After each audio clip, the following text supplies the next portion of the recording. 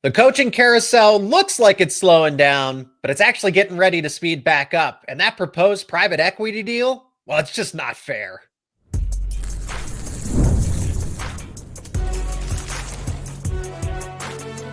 You are Locked On College Crossover, part of the Locked On Podcast Network. Your team every day. Oh, this is going to be a fun Big Ten crossover. What is going on, everybody? My name is Zach Seyko. I'm the host of Locked On Nittany Lions. He is Jacob Goins, the host of Locked On Hoosiers. And thank you so much for checking out this crossover episode and making us your first listen and watch every single day. As we go around the Big Ten once a week, we make our predictions. We got week 13 picks on tap for you later on in the show. Specifically, we'll talk about James Franklin and the impact for that it's going to have on Penn State with him now officially at Virginia Tech. Indiana injuries are starting to pile up, so that's important to focus on. But the Big Ten coaching carousel, the national coaching carousel, it looks like it's slowing down. It's getting ready to speed back up with Lane Kiffin being potentially the biggest domino. And that private equity deal, the rumored deviations of the money, just downright unfair. Today's show is brought to you by FanDuel. Right now, new customers can bet just $5. And if your bet wins, you'll get $300 in bonus bets to use across the app. Download the app today. So we'll begin with the coaching carousel, get to the private equity deal proposed, because I can see why it's on hold. I can see why there are a lot of contention, why there's a lot of contention there. Speaking of a lot of contention, you got Lane Kiffin potentially leaving Ole Miss. Brian Kelly has been linked to Michigan State. James Franklin's obviously now at Virginia Tech, so Penn State's getting ready to make its coaching decision, hopefully fairly soon. Is it Bob Chesney starting to gain some traction a little more? James Madison, Jacob, you can relate to that. What are you keying in on as this coaching carousel gets, I think, a lot more interesting here over this past week? Well, it's fascinating to see how things can change within a couple of hours, and whether it's true or not, you don't really know, right? Because there's so few people in all of these different coaching circles, whether it be Penn State or Florida or LSU or Auburn, or even coaches who are at their current schools who are being linked to other jobs. Lincoln Riley, Eli Drinkwitz, these types of guys. I mean, they're even in the James Franklin situation. There are so few people that actually know what's going on. The internet just takes things and runs with it and has a field day, but that's what makes it all the fun at the same time. And what, and you can speak to this better than I can, but this is just a feeling that I have, is I think people are forgetting that Penn State has a job opening. I think the Lane Kiffin drama down in Oxford has, completely went over my head. No idea. I mean, it just seems like everybody wants to talk about Lane Kiffin and where he's going. And I don't think he's been directly linked to a Big Ten job per se, but then you throw in Lincoln Riley, if he's starting to be coaching for his job, and who does Michigan State go after? And then, of course, Penn State, which people are forgetting is one of the biggest job openings in the country. It just seems like it's an ever-changing storyline, and there's somebody new linked to a new job every single day, it seems like. I mean, we didn't even name him. Steve Sarkisian in Texas. Desmond Howard, if we want to bring this back to the Big Ten, former Michigan wide receiver, goes essentially on the record saying, I think Texas is going to be opened up at the end of the season, alluding to maybe Sarkisian going to the NFL or something like that. So this is just, unprecedented doesn't even describe it anymore. Crazy doesn't even describe it anymore. You have so much coaching movement. I am trying to wait and see, does Lincoln Riley take the LSU job? I know Kenny Dillingham, and again, so much changes on a day-to-day basis. Kenny Dillingham being potentially the favorite. Lincoln Riley's a Texas Tech guy. Does Joey McGuire move or anything like that? So that's why I'm kind of wondering, does he move there, especially with the resources that are committed? Is he just unhappy? Or just USC and Lincoln Riley unhappy at the end of the day? Is Michigan State really going to go with Brian Kelly?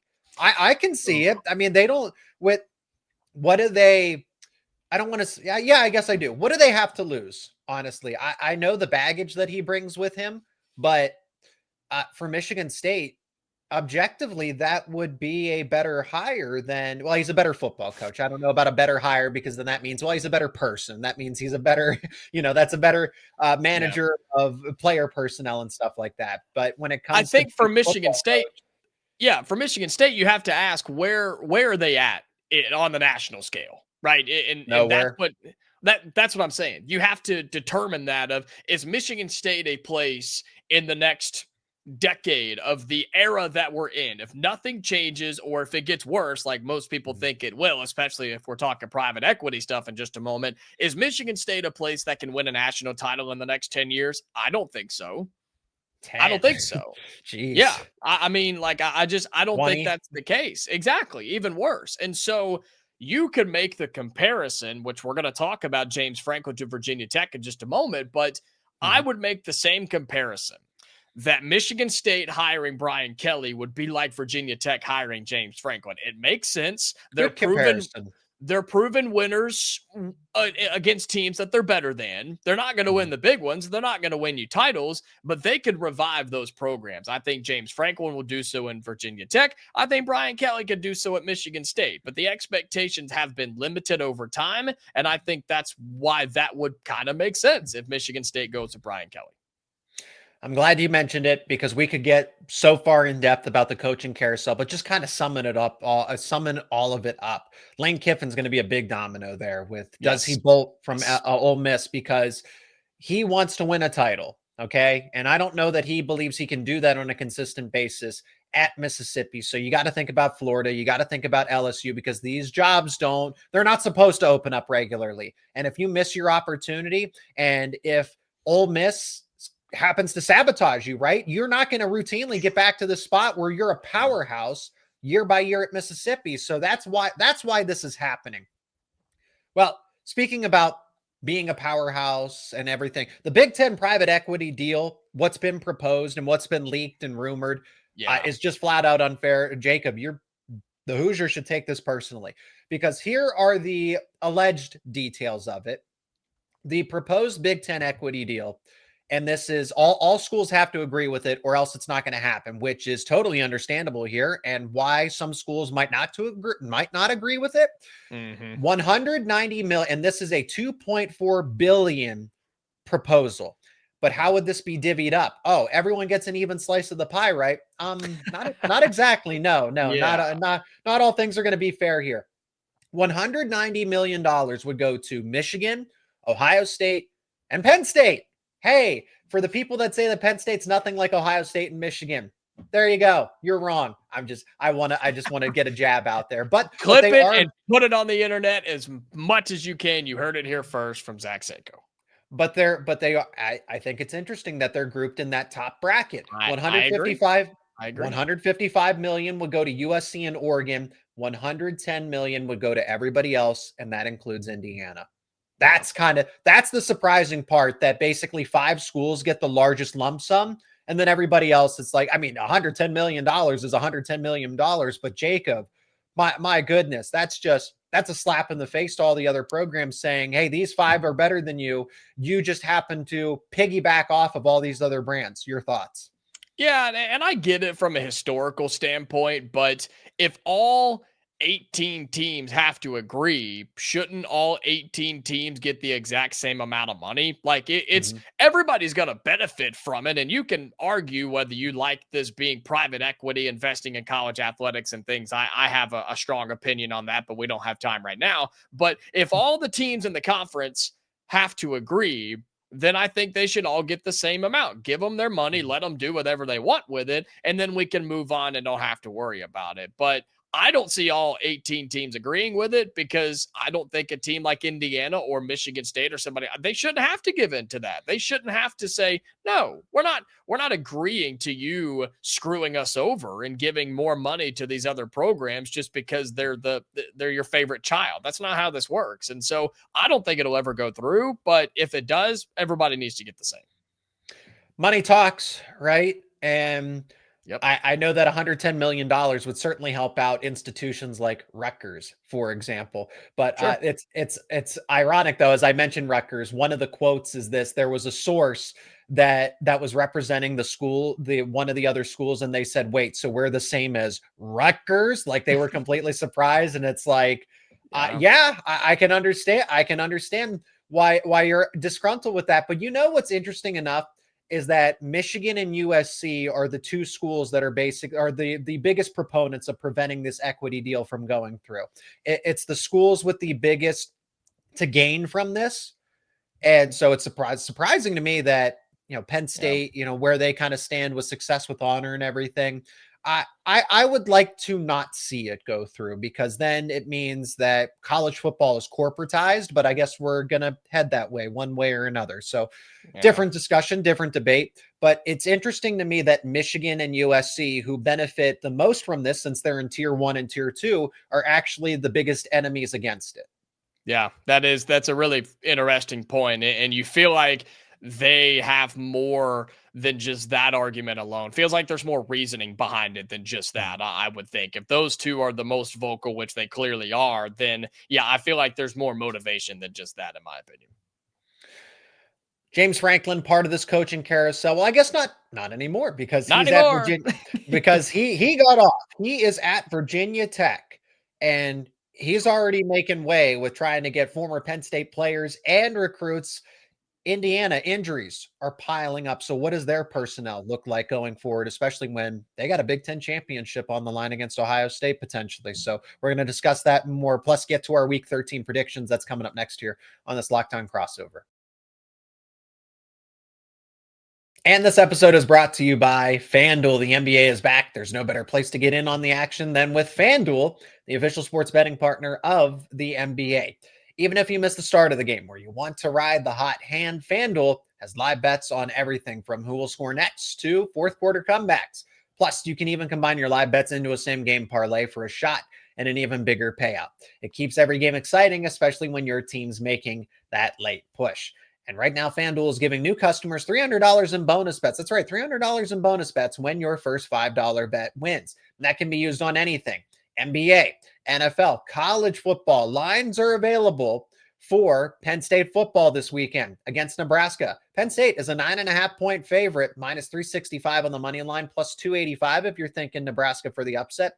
Total is set at 44.5. If you like those lines, you can bet them over at FanDuel.com and the FanDuel app. And remember, FanDuel is giving new customers $300 in bonus bets when your first $5 bet wins. So head to FanDuel.com to sign up and play your game with FanDuel, the official sports betting partner of the NBA. We're talking the coaching search and the coaching carousel, the thing that's going at 100,000 miles an hour. But somehow, some way, Seyko, you said it, James Franklin hopped off, waved goodbye, and said that Blacksburg was the place he wanted to put his roots. And so I've got to ask, we haven't had a chance to talk about this off the mic or on it since the news came out. Are Penn State fans okay? Like, are they okay here with him taking an ACC job, right? He didn't go to Los Angeles. He didn't go to East Lansing. He didn't take another Big Ten job and to shove it to Penn State. He's going to Virginia Tech. He should stay over there and stay in his own business, but maybe some recruiting things as well. But on the forefront, how we feeling there in State College, my man? How we're feeling? It definitely, to speak collectively for everybody, you're going to have people that say, hey, good for him. Hope he succeeds at Virginia Tech. We appreciate what he did. There are other people that are like, glad he's out of town. Hope it crashes and burns and fails at Virginia Tech. Yeah. And then there is this, it is awkward. It is a little strange to kind of, for the majority of the fans, I think, and that's not 70, 80, 90%, but I think there's a strong portion that it is strange. Franklin had a lot of success at Penn State. He's going to carry a lot of his tenets right over to Virginia Tech. So to see him already at a new place, Virginia Tech fans are immediately grateful. And it's just kind of a reminder of where this coaching search, or why this coaching search took place. Virginia Tech was looking for somebody to elevate their floor. Penn State was looking for someone to elevate their ceiling. Okay, so there are immediate connections to former recruits, former commits, and Virginia Tech's like, this is great. This guy's so good. And I remember all along over the summer when some of these players were being recruited and how the analysis was, well, he's just some 3-star. Well, he's just some low-end 4-star. There's a reason there's a reason Ohio State's not going after him. There's a reason Texas isn't going after him, or Notre Dame. So I just kind of remember those conversations. But at Virginia Tech, it's like, this is great. This quarterback's awesome. This player would be the highest rated recruit if they were able to land him. James Franklin's wasting no time. And all these players on Penn State's roster would be all-stars here for the Hokies. And It's real. It really is interesting because I mean, I agree with that. 9-3, 10-2 at Virginia Tech is amazing to them. At Historic. Penn State, it's not good enough. It's not. And I'm not saying that, nor am I arguing for it, but there is an expectation to win a national title or to perform better at some point in time. Again, it was the same story over and over. It was the same movie. You knew how it was going to end. You'd go 10-2. You'd lose to whatever the two powers were in the Big Ten side. Truly, it was literally every single time. But Jacob, here's what I want to point out the most about this is that this was always what the national media or the critics of Penn State and James Franklin would hammer about about the program when it was what it was, is that y'all can't win the big game. You guys are getting stuffed into a locker by Notre Dame and Ohio State and Michigan when it comes to recruiting. Penn State's never going to be better than 10-2. You should be happy with the results that you're getting. And they would dunk on James Franklin because, oh, he'll never elevate you. You are where you are. And now he's the greatest coach. You should be thankful for 10-2 because James Franklin got you there. You'll never be better than because of it. So it's this comprehensive perception for the most part. Again, I want to speak for a majority of people. That doesn't mean it's 80-90%, but the largest and loudest group of people say that Penn State's never going to be anything better than 9-3 or 10-2. And that's where this stems from. So now they're singing James Franklin's praises because he's not affiliated with Penn State anymore. But the things that they would criticize about Penn State, James Franklin was responsible for. But now that's changed where that was actually Penn State's fault. That wasn't James Franklin's fault. That's so weird. Like that doesn't add up to me. That doesn't make any sense. And it almost seems backwards of what you typically think, where in this situation, it was let's tear James Franklin down until they get rid of him. But now that he's gone and taken another job, which also, side note, by the way, the money situation is fascinating. Didn't they owed him what, 40 plus, nearly 50 mil. They negotiated something to where he's only making 9 from Penn State because he took another job. Is that right? Is that how did I read that correctly? Yep. I don't understand fired head coaches who get paid tens of millions of dollars to go away, quit working, go find a house, go to the mountains, go to the beach, go across the world, man. They said, nah, I'll take 9 million and I'll take another job. Blows my mind. But anyway, with James Franklin at Penn State, the situation you just laid out just doesn't make sense to me, where we're going to tear this guy down. And I think he deserved it, not personal things, just the fact that he couldn't win big games. The criticism was just at times. Yeah. Correct. Absolutely. But now that he's gone, it's like, oh, wow, maybe we did have it good. Maybe James Franklin was the reason Penn State was so big and bad. I think he deserves a lot of credit, but I think Penn State made the right move by saying, we believe we can do better. We believe we can be better than that. And I also want to note and just throw this out there for the Indiana fans. I'm so glad we didn't have to get caught up in this. I'm glad we took Curt Cignetti and paid this man. Do I fully agree with the amount and fully guaranteed? No, but we're not having to deal with all this coaching stuff. So we're sitting fat and happy in Bloomington, brother. That's why you have the guarantees, because it is worth that kind of investment to keep something where you know what you're getting. You have a sure thing. And again, he's elevated you immediately, that it's only going to either stay consistent or get better from here with Curt Cignetti. So why leave that up to chance? Again, a lot of other programs have hesitated to an extent, but now you see Mike Elko come off the board. But Lane Kiffin, okay, is he going to jump onto the board, right? Here's the final thing, that because I want to hear, what's Indiana's injury situation. The last thing that I'll say about Franklin to Virginia Tech is I still am in slight disbelief that he settled to an extent. There are people that are saying, well, this was in the works the entire time. He was going to come to Virginia Tech. He just needed some guarantees, and he's a great coach. He lands in an ideal spot. That's true. All those things can be true. But why, if he was so great, if he was one of these top tier coaches, why didn't Florida scoop him up? Why didn't Auburn scoop him up? Why didn't LSU even consider him? Like, his name wasn't even mentioned by one important person at Louisiana State. You also need to talk about that. James Franklin is what he is. His credibility needs to be reestablished, but he's not this A-tier coach anymore. He's not the best of the best elite at all. He's a really good coach that's trying to prove that he's great again. And I wonder how long is he going to stay at Virginia Tech if he has instant success? Yeah, I think it's a good question that not many people are bringing up, and so that's the drama or lack thereof going on there in Penn State. But got some drama going on here at Indiana. I know the Hoosiers are on a bye week and want to give some perspective on what's going on with Indiana football right now. A much needed bye week. I've claimed it's a perfectly timed bye week, which some people like to say that all the time is, oh yeah, couldn't have asked for a better one. But I really believe that's the case for Indiana because you played 6 games in a row between your first bye week and your second bye week. That's a lot of Big Ten football. And Indiana has played some dramatic games in there, right? Iowa and Oregon and Penn State, right? As your fans definitely remember. And so even the Wisconsin game wasn't overly pretty. And Indiana's banged up, man. Elijah Surratt, top 3 receiver in the country. He has not played the last 2 weeks. I think he is going to be good to go. They've just held him out. Kalon Black, your second running back, got banged up against Wisconsin. You've had offensive line injuries like Drew Evans in there. Your long kicker on kickoffs and pretty much 45 yards and out.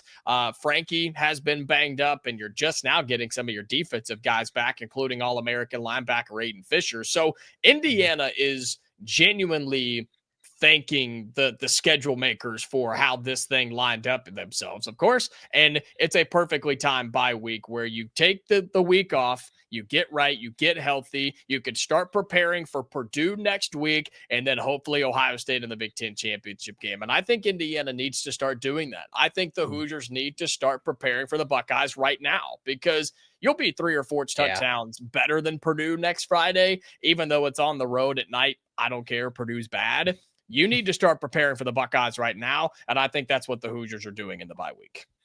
I mean, then that's what I was going to say is the bye week couldn't have come at a better time. If you have these injuries, you want to take care of them as best as possible now with respect of, maybe this is a good game to get the backups in against Purdue. So it's all about Ohio State. It's all about Ohio State from here. I'm not saying, hey, don't overlook any opponent. Someone can always sneak up on you. And Purdue is looking to play spoiler. But at the same time, you also do have to manage because getting a bye and if your team's not that healthy and you can surprise Ohio State and get a bye in there for the playoff, more power to you. I think Indiana, confident Cignetti and Indiana know what they're doing with injury management here. Yeah, and there's people, and we'll move on and make our Big Ten Week 13 picks in just a moment. There are people who still believe that Indiana just going undefeated in the regular season before the Big Ten championship game would secure you a top 4 seed, regardless of what happens against the Buckeyes. I think that's an ongoing debate, one that I've had on Locked On Hoosiers. My thoughts are pretty clear. I don't think it'll happen, but I think there are chances where conference championship games are not worth it for teams like Indiana, where you have a lot to lose and not a ton to gain, but more on that at a different time. So, hey, let's make some picks, huh? Let's talk Week 13. We're down to 2 more weeks in the regular season, Seyko. We talk about the Big Ten, the biggest games this week, and make our predictions coming up next. This episode is brought to you by Game Time. College football, we all love it. The tailgates, the rivalries, the energy in the stands, there's just nothing else like it. But let's be real. Actually getting tickets can feel like more of a battle than the game itself. Endless queues, hidden fees, prices jumping at checkout. That's why you got to use Game Time, the app that gives the advantage back to the fans. It's the easiest way to score last-minute tickets at the best prices with no surprise fees. What you see is what you pay. You can pull up Game Time, and in just a couple of taps, you'll see amazing deals. I'm talking about your favorite college football games for as low as $25. And if you've never been to a stadium, if you've never been to a venue, this is where Game Time really comes in handy. You'll get a point of view ahead of time when you select your seats. So you can see what your point of view is going to be from those seats. You take the guesswork out of buying tickets with Game Time. Download the Game Time app, create an account, use code LOCKEDONCollege for $20 off your first purchase. Terms apply. And that is promo code LOCKEDONCOLLEGE for $20 off. Swipe, tap, ticket, go. Download Game Time today. Week 13 is here. Penn State's got a night game. Indiana's on a bye. Pretty interesting slate here for the Big Ten, though, as Oregon and USC. Game day's out there again. Game day's going back to Eugene. So, all right. No, whatever. They can make that decision. Let's go rapid fire into these games because we got a lot to cover. And Ohio State and Rutgers, not the most interesting game. It's on big noon, so I guess Fox thinks it's interesting enough where Ohio State to beat up on Rutgers by 30 points or more. Are you taking that 31.5 point spread? No, because Ohio State hasn't really done that at all this year. I know they did it against UCLA, but even against Purdue and Penn State and Wisconsin, it was right there at the end. I think back to the Washington game and things. And look, Rutgers can move the football a little bit. They can. Ohio State's got to figure out if their receivers are good to go. They're very hush-hush on Jeremiah Smith and Carnell Tate. They're going to hold those guys out as much as they can in preparation for a Big Ten championship game and for the college football playoff. So just for the fun of it, I'll take Rutgers plus 31.5. Why not? You know, that is a hefty spread. You bring up a good point about we just don't know how healthy or how much Ohio State's going to try to protect those guys. The fact that Rutgers can score and get a backdoor cover here, I think is very possible. So give me, oh my goodness, can't believe I'm saying it, the Scarlet Knights to cover. All right, yes. I agree with you there. And also a little bit of an under as well. I'll take under 55.5 there too. Northwestern, Minnesota kicks off at noon Eastern time on the Big Ten Network. Northwestern, 3.5, maybe 4.5 point favorites, depending on when you listen to this, 40.5 total. I like Northwestern here. I think Northwestern can win by a touchdown against Minnesota. Yeah, I hate that they're on a 3-game losing streak, and they've all been pretty good games and had every chance to pull the upset against Michigan last week. And I really like this Northwestern team. I like that they're not at home. They're actually in Wrigley Field playing another game in Chicago. Yes. So, yeah, give me Northwestern, man. It'll be ugly. The total's 40 points. It could be less than that, but I like Northwestern to win this game. They're just going to be the more physical and just the nastier team than Minnesota. Give me Northwestern to win and to cover. 3:30 Eastern time kickoff, 12:30 local time. Oregon against USC, playoff implications. Maybe this is the game we should have led with, but the Ducks, this is a better challenge for them since they're not playing Ohio State. We know that Penn State is what it is at this point in time. So USC could be a serious reality check. They're a 10.5 point favorite. I'm kind of liking USC to at least cover that. I don't know if I'll go as far to say an upset, but I am liking USC to cover a hefty spread like that. And then the total over 60 is pretty lofty. Oregon hasn't been as much of the juggernaut offensively that I thought they would be this season. So, but I know that USC wants to push the pace. Lines are appropriate. I will say under because I think 60 is a lot of points, and I will take USC to cover that. Yeah, the last couple of games that Oregon offensively has not looked good is Iowa and Wisconsin. And what do those two teams have in common? Insanely good defensive fronts, right? I mean, that's what those two teams do. They get after the quarterback and they stop the run. I don't trust USC to do that consistently. 10 points is a lot. I'll take USC to keep it within 7 to 10, maybe a backdoor cover here, but I like Oregon to win and knock USC out of the playoffs. Yeah, it'll be. And then does that have any implications for Lincoln Riley, right? Ooh, maybe. Yeah, the kind of as the final chance to save your job or to see if things will go over smoothly for the future. Michigan State, could they be looking for a coach? Is Jonathan Smith trying to salvage his job? Because they look bad against Penn State. They are 17-point underdogs against the Iowa Hawkeyes, 42.5 total. Iowa officially just knocked out of any sort of respect. Oh, is this a top 25 team? Another close loss for the Hawkeyes, baby. Everybody clap your hands. Another close loss for Iowa. So Iowa, once again, I mean, hey, they played Oregon tough. They played USC tough. That's why I can see this game just being, Kirk Ferentz does know how to remotivate his players. So even though there isn't anything on the line, I do see Iowa trying to stick it to Michigan State here. Yeah, no, I think Iowa wins and wins big. Michigan State, you said it. They look bad. Iowa has proven that they can score at times, and I think Michigan State gives up here. I like Iowa to win and cover. Michigan, Maryland. I was surprised that Bryce Underwood did not look any better last week. I mean, he struggled. Northwestern is, again, a respectable team, but I was not anticipating that one to be as close as it was. So I was wrong to say, like, hey, Michigan should win this handedly, 2 touchdowns. Well, they're 2 touchdown favorites again at Maryland. The battle of true freshman starting quarterbacks. Which one's better? Malik Washington, Bryce Underwood? if you put Malik Washington on a better football team, like say you drop him on Michigan's roster, Malik Washington might have more respect nationally than people are giving him credit for. In this, for respect to this conversation, Michigan is just such a better, more complete team. But I kind of like the idea of Maryland covering here against Michigan, because I'm a little concerned about what the Wolverines are. Yeah, I like Maryland to cover. Absolutely. Maryland and Malik Washington, their offense can really get going. And Michigan, we know they want to play down and dirty defense, but I think Maryland can hit a big play or two. Michigan's coming off a close game against Northwestern. Maryland covers, but Michigan squeaks out a win on Saturday afternoon.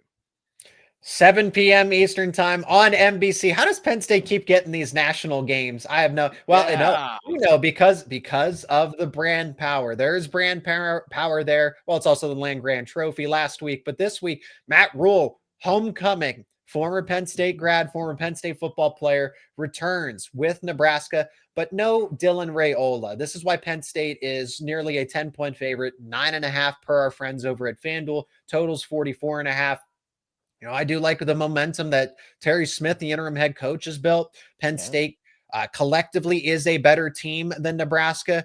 They don't have their starting quarterback. I'm thinking that Penn State, with just how they continue to improve and make these incremental changes, that winning by double digits is not far-fetched here. And I think the fans will continue to show up and try to support this team as much as possible before the impending changes. Look, Nebraska was not a great football team with Dylan Raiola. They will not be a good football team without Dylan Raiola. And the scenes of Terry Smith getting his first win after Penn State had just gone through the ringer of 6 in a row, those were cool moments for me. I love that type of stuff in college athletics, and I think Penn State uses that. It's a night game in Happy Valley. I'll take Penn State to protect home field and cover the spread, Mr. Seyko, inside of Beaver Stadium. Speaking of just momentum building, Wisconsin keeps covering. Wisconsin gets a win. They get a cover. Illinois is surprisingly only a 7.5-point favorite, 40.5-point total. This is a homecoming for Brett Bielema. Yes.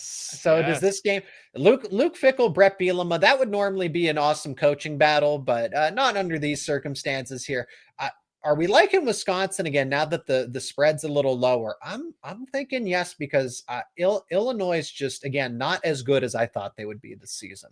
I think it's the Wisconsin defensive front. If they can bully the Illinois offensive line and get after Illinois' offense, I think Wisconsin's going to have every chance to win this game. I saw Wisconsin up close and personal last week against the Hoosiers, and while their offense is hit or miss, their defense shows up. And so this game's at home. It's a night game. It's going to be chilly, right? Going to be flirting with upper 30s in this game. Wisconsin, do I dare do it? I do. I'm picking Wisconsin to pull off the upset because chaos in college football is how it's supposed to be. I'll take Wisconsin to pull off the upset here. Final game, Washington. What do they have? What kind of fight do they have left in them? UCLA, who's still looking for a head coach. 10.5-point favorite are the Huskies, 51.5 total. UCLA has fallen off a ton. I like Washington to continue to capitalize on it. It's not a far trip for them. There's really not too much travel in this instance. This is still an offense that I don't think UCLA is going to be able to keep up with. They don't have the tricks up their sleeve anymore. Give me Washington by at least 3 touchdowns, honestly. I think they take over. Yeah, they beat a bad defense a week ago in Purdue, and I think they're going to do it again this week. You talk about Washington. Their offense has struggled against two really good defenses: Wisconsin, Ohio State, Michigan. But this has been a disappointing team for me this season. But UCLA is just so bad. And I don't think hardly anybody will be watching this game, unfortunately. But I'll take Washington to win. I'll take Washington to win big. And that is where we will conclude things on this Locked On crossover to look across the entirety of the Big Ten. My name is Zach Seyko, the host of Locked On Nittany Lions. He is Jacob Goins, the host of Locked On Hoosiers. Subscribe to both of our YouTube channels and wherever you get your podcasts for daily conversations around Penn State and Indiana news and analysis. Jacob, it's great to catch up with you. Great to see you every week. And can't wait to do it again next week. Yep, that's right. We'll do it again this time next week.